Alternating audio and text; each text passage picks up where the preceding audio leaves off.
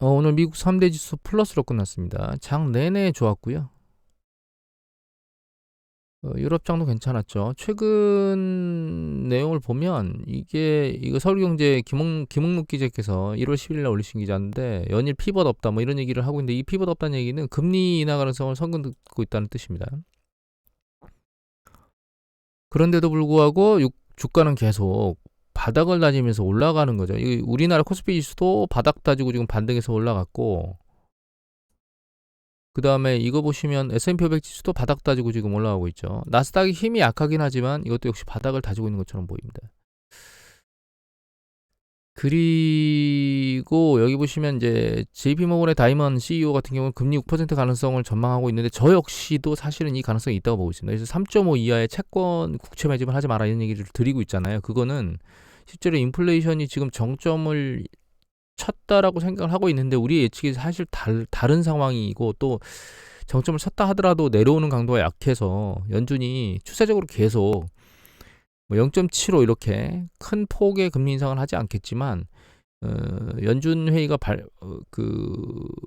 올해 들어와서 뭐 0.5, 0.5, 0.2 이렇게 추세적으로 계속 올릴 수는 있기 때문에 그 가능성이 열어놔야 된다고 생각하고 있거든요. 그래서 일단은 양쪽 가능성을 다 판단하고 3.5 미만으로 내려갈 때는 매집하지 말라고 말씀드리는 겁니다.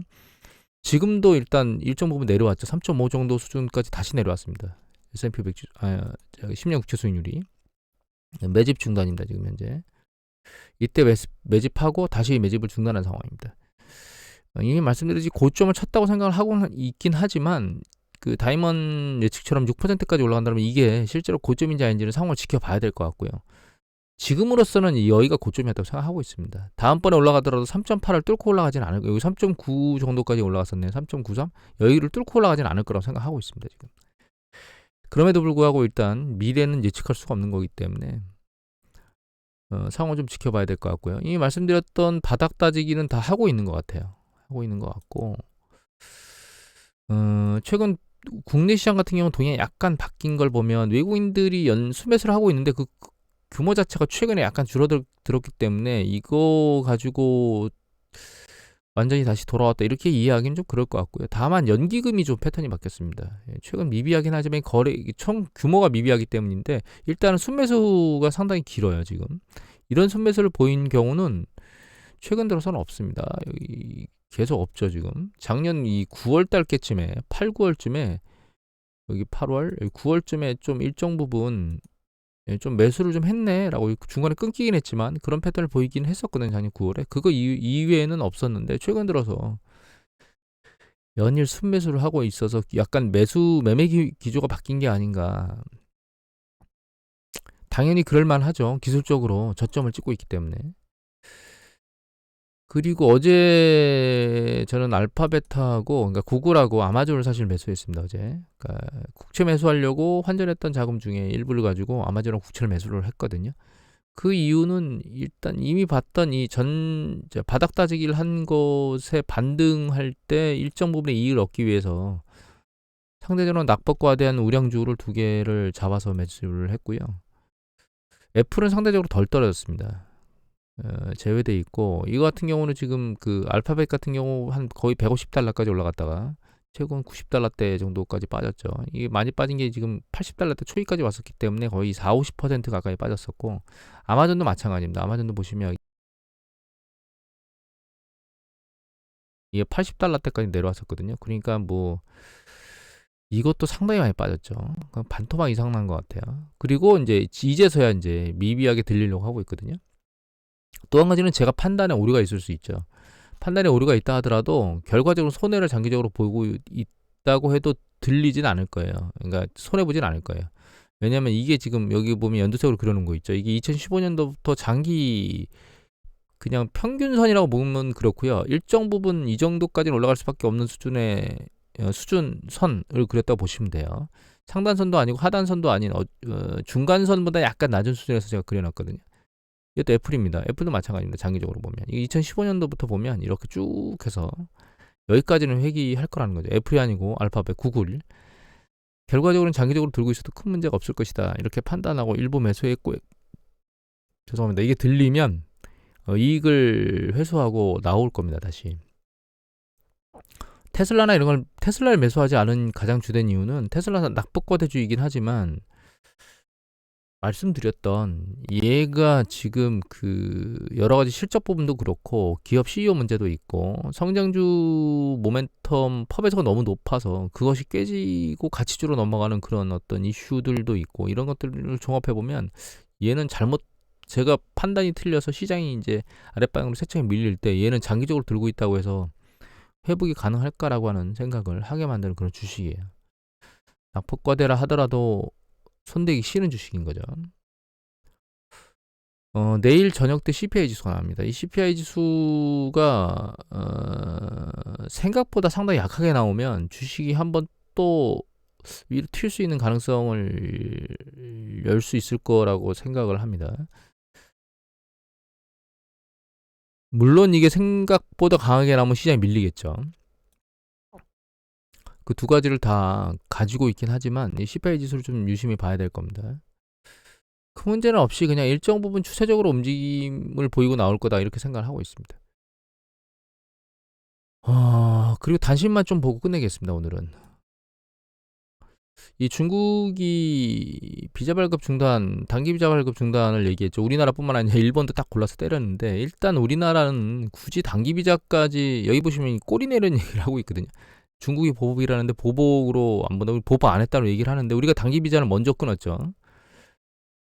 비자 문제를 건드리지 않고 PCR 테스트를 입국 전에 확인하고 그다음에 입국한 이후에도 PCR 테스트를 강하게 하고 그런 걸로서 해결할 수 있는 그 외교적 문제인데 이거 사실 이거 두세 달 지나고 나면 의미가 없거든요. 중국인이 완전히 하고 이제 피크를 치고 내려오고 하면 전혀 의미가 없는데 우리나라가 중국의 단기 비자를 먼저 중단시켜 버렸잖아요. 이게 외교를 정말 아마추어적으로 하는 것 같아요. 일본은 그런 거 안 했는데도 불구하고 미국 쪽에 붙어가지고 중국을 계속 때리고 있으니까 같이 곁다리를 끼워서 지금 쓸려 들어가고 있는 상황입니다. 문제는 이게 중국 쪽에서 이 보면 김소영 기자가 1월 10일 날 오셨는데 중국 단기 비자 발급 전면 중단인데 농산물 수출업계에도 날벼락 맞을라 이게 무슨 얘기냐면 경제에 여파를 미친다는 거예요. 그러니까 외교적으로 악수를 둬서 이게 경제에 영향을 미칠 수 있다는 거죠. 이게 참 아마추어적인 액션을 취하고 있는데 전 세계적으로 중국의 단기 비자를 중단시킨 국가가 없습니다. 우리나라가 유일했거든요. 이게 좀 이 윤석열 정부 좀 아마추어리 좀 걱정입니다. 예전에 경제를 말아먹지 않을까 이런 고민을 하긴 했었는데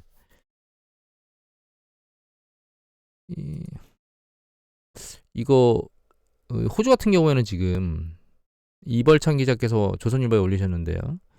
물론 친중 정부가 들어왔기 때문에 이런 것들도 있긴 하거든요. 하지만 호주는 쿼드에 들어가 있는 국가예요. 즉 군사적인 부분하고 경제적인 부분을 갈라서 생각을 해야 된다는 거죠.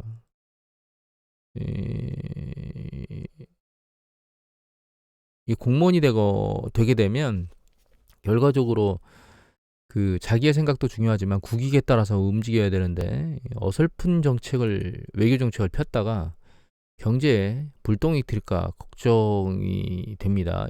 예전에 그 일본이 그 우리나라 반도체 관련된 소재 수출 막았던 거 기억하시죠? 그런 어설픈 액션을 지금 취하고 있는 게 아닌가라는 생각이 듭니다. 쓸데없는 액션을 했습니다, 사실. 한 가지 더 중국 쪽에서 이제 위드 코로나로 가면서 우리나라 주식시장에 긍정적인 이슈를 보이면 상당히 좋은데 이런 찬물을 끼얹는 액션을 취하면 우리나라 주식시장에 긍정적이지 않은 여파를 미칠까 그게 우려가 되기도 하고요. 다만 중국이 그렇게 큰 액션을 취하지 못할 겁니다. 사실 기대만큼 그렇게 경제에 커다란 영향을 미치지 않을 거라고 생각하는 가장 주된 이유는 이게 중국의 그 기준금리거든요. 이건 말씀만 하고 안 보여드렸는데 기준금리가 현재 3.75예요. 상당히 많이 내려와 있는 상태입니다. 지금. 이거보다 짧은 중기 대출 금리는 이게 2.65인가 2.75거든요. 그래서 금리를 내릴 폭이 그렇게 많지 않아요. 그리고 지준율도 이거 지준율입니다. 그러니까 은행에서 예금 관련돼서 반드시 지급하도록 이제 중앙은행 예치하는 게 있거든요. 지급 준비율이라고. 그 지준율도 상당히 많이 내린 상태입니다. 예전에 10% 중반대까지 있던 게 지금 11%까지 내려와 있거든요. 그래서 사실 통화 완화 정책이 중국이 할 수 있는 만큼 그 폭이 그렇게 상당히 많은 폭을 가지고 있지는 않아요.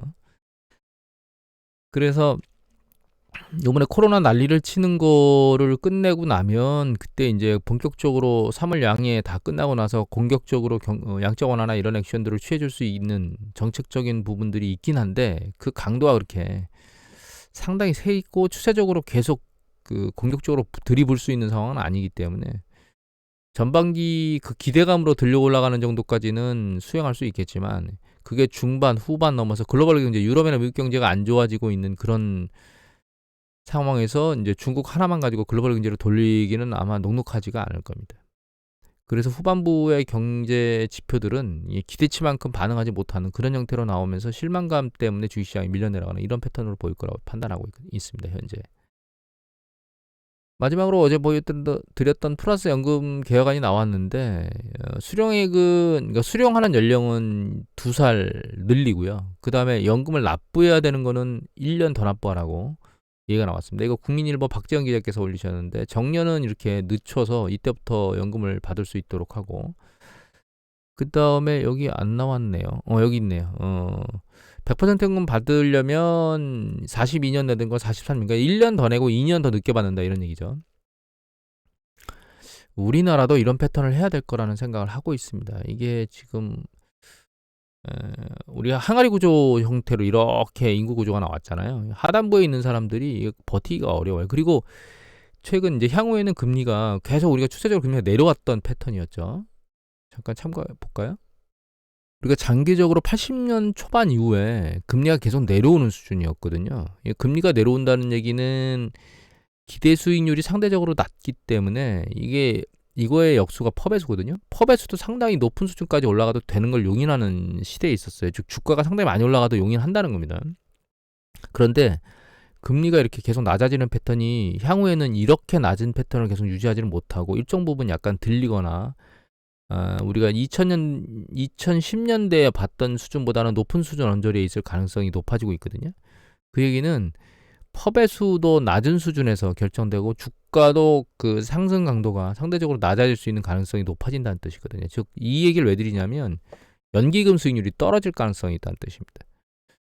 그런 적으로 놓고 보면 그 그러니까 연금을 지급하는 데 있어서 항아리 구조로 인해서 그 들어오는 자금은 계속 그 줄어드는데 받아나가는 사람들은 크기 때문에 연기금 개혁을 하지 않으면 연금 고갈, 그로 인해서 이제 젊은이들에 대한 어떤 불평불만이라든가 그 연기금으로부터의 이탈 뭐 이런 부작용들을 나올 수 있기 때문에 연금 개혁은 해야 될 거라고 보고 있고요. 역시 우파 쪽에서 연금 개혁은 해야 될 거라는 생각을 하고 있습니다. 좌파 쪽에서 하기에는 녹록치 않을 겁니다. 물론 좌파 쪽에서 하는 게 좋은데 왜냐하면 이게 등지고 뭔가 액션을 취하는 게 사실 하는 게 쉽지 않은 거거든요. 그럼에도 불구하고 그렇게 개혁을 하게 되면 국민적인 그런 그 원동력 뭐 이런 것들을 끌어모아서 작업을 진행하는 게 좋기 때문에 여하튼 우리나라도 연금 개혁을 빨리 해야 된다 이런 생각을 전 개인적으로 하고 있습니다. 저도 이제 뭐 한 10년 정도 지나고 나면 연금을 받아야 될 10년도 안 남았네요. 연금을 받아야 될 나이대가 됐는데 저 역시도 연금 개혁을 해야 된다는 생각을 하고 있습니다. 연금을 늦추고 좀 더 내고 이렇게 반대하시는 분도 있을 거예요. 근데 저는 찬성 쪽입니다. 오늘 이것을 마치도록 하겠습니다.